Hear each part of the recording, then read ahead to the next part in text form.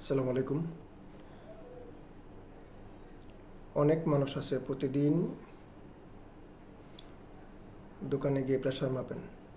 যাদের প্রেশার বেশি থাকে তারাও মাপেন, যাদের মাইগ্রেনের মাথা ব্যথা আছে বা যে কোনো কারণে মাথা ব্যথা আছে তারাও গিয়ে প্রেশার মাপেন।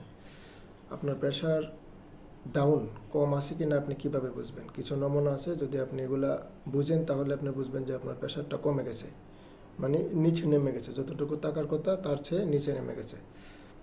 লক্ষণগুলো হচ্ছে আপনার সবসময় ঝিমানো ভাব থাকবে, যেখানে বসেন আপনার খুব ক্লান্তি ভাব থাকবে, শরীরটা ঝিমাবে, বসে বসে ঝিমাবেন, কিন্তু যখন আপনি শুতে যাবেন আপনার ঘুম আসবে না। এটা হচ্ছে একটা লক্ষণ।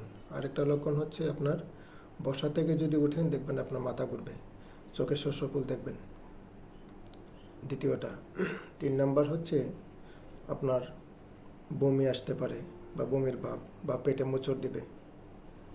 এসব লক্ষণ যদি দেখেন তাহলে ধরে নেবেন যে আপনার প্রেশারটা কমে গেছে, ডাউন। তখন কি করবেন? তখন আপনি একটা উড স্যালাইন আধা লিটার পানিতে বানিয়ে খাবেন। একবারে না খেতে পারলেও এটা 2 ভাগে বা 3 বারে খাবেন, কিন্তু কখনো পানি আধা লিটারে কম দেবেন না।